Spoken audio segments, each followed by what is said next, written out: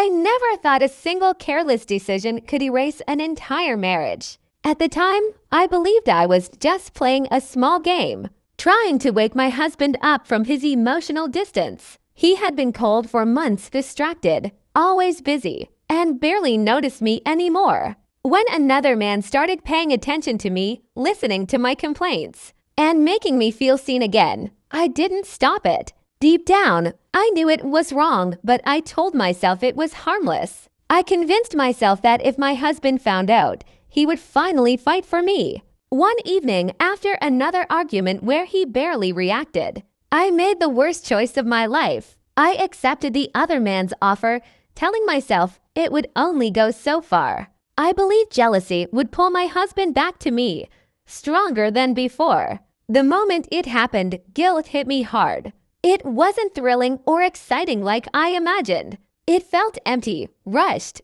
and heavy with regret. I went home hoping I could bury it and pretend it never happened. But secrets don't stay hidden forever.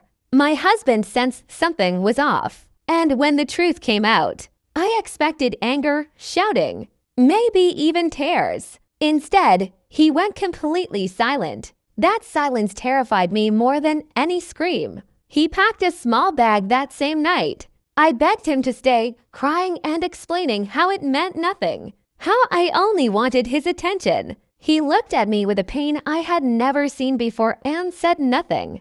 Days passed, then weeks. He didn't answer my calls or messages. I told myself he just needed time, that eventually he would come back and we would talk things through like adults. I replayed every moment in my head, wishing I could go back and choose differently. I realized too late that love isn't proven through jealousy, and trust isn't something you can test without consequences. Friends told me he would calm down. My family said marriages survive worse things. But deep inside, I felt something was different this time.